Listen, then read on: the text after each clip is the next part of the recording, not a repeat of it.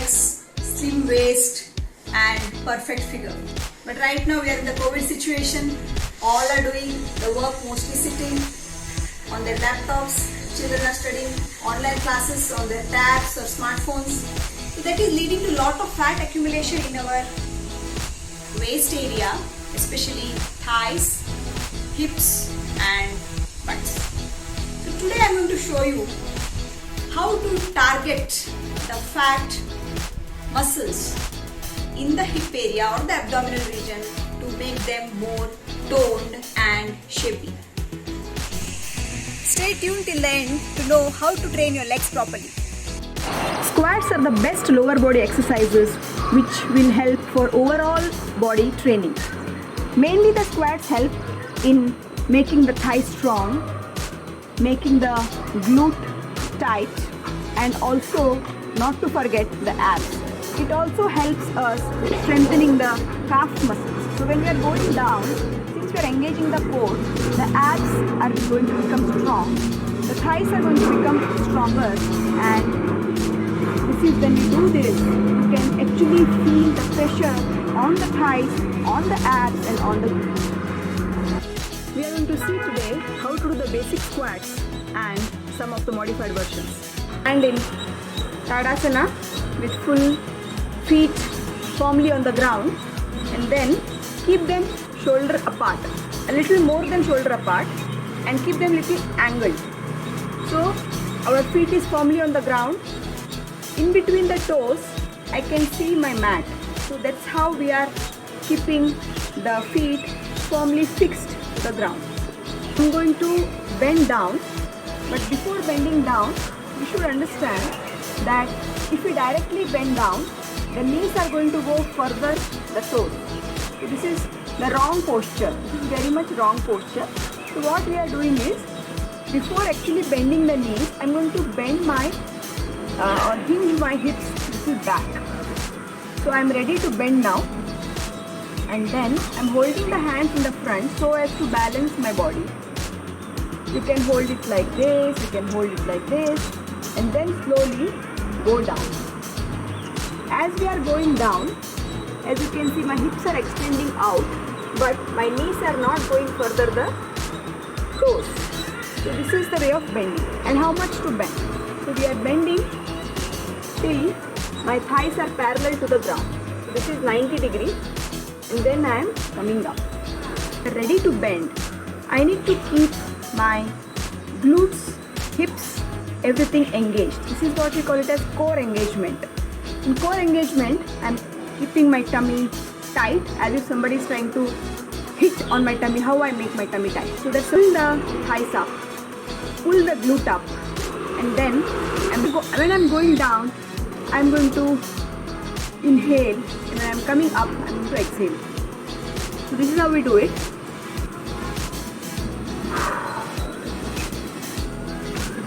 You can hold it like this or you can leave it. When I'm going down, I'm going to go on the toes. The pressure is more on my toes. When I'm coming up, the pressure is on my heels. So, going down, the pressure is on my toes. When I'm coming up, the pressure is on my heels. It's always better we inhale from nose and exhale from mouth whenever we are doing any kind of ab exercises, whenever we do some kind of strenuous exercise. So this is the most basic squat anyone can do. It's common that when we are bending, our chest will go in the front. So this is when we are doing squat. We may feel like going down. So this is not the correct way. Our chest should be straight.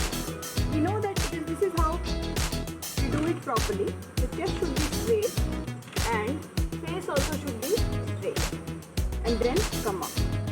So chest straight. Of course, hips are going back, no problem, because we have to balance our body. Hips will go back. But common mistakes that we do. Many of us, we try to keep the legs together and try to do like this. This is not correct. This is not right. We have to keep the feet more than the shoulder apart. Second, many of us keep the legs straight. This is also not done. See, your knees are coming together. This is not done. Next, when we are bending, we go like this.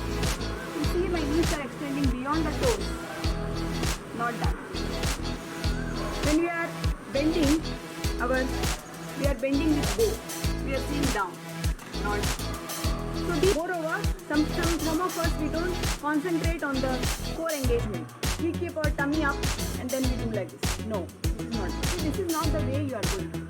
So you are going to hinge the hip, pull the tummy in, and then only you are supposed to go down. You can do these squats in the beginning 10 at a time. So 10 repetitions and you can go up to 3 sets.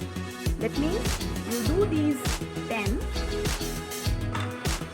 and take a break and then continue for 2 more sets. Suppose I am not able to bend more than this. If I am bending, I feel like falling. So there is one simple solution to it. First, we have that problem. So what I have done here is I have got some old tights which are lying around. I'm going to keep my ankles inclined on them, or say like this, and then I am going to bend. So this way you can bend better and you can get all the benefits of the squat. So, and now I am going to do my squat. It's much easier. I can go till down. It's not a problem at all. It's so much easier. So if you find it as a beginner difficult to do squats or to go down with your knees not extending the toes, then you can try something like this. You can even keep something hard, a towel or a board, whatever which is having at least 1.5 inches height.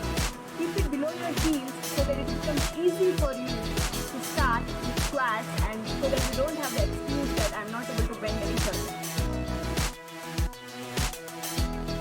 If you are already doing the squats and if you have got used to them, you are able to do around 15 into 3 or 20 into 3, and you want more benefits or you want to make them more efficient, then you can do these modifications in the squats.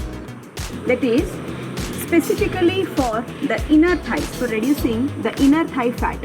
Generally when the thighs become fat, when we walk, it leads to chafing, bleeding. I'm keeping my legs apart, not too much apart but apart, and the toes are extending outwards.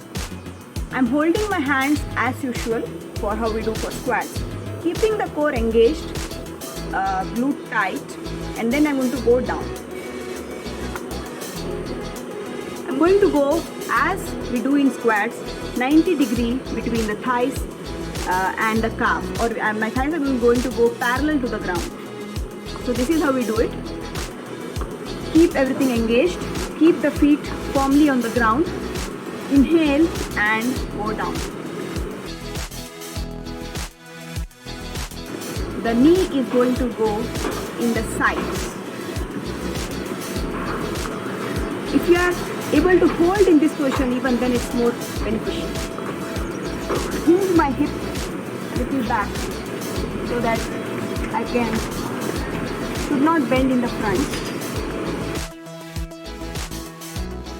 Do these 10 at a time if possible for 2 to 3 reps.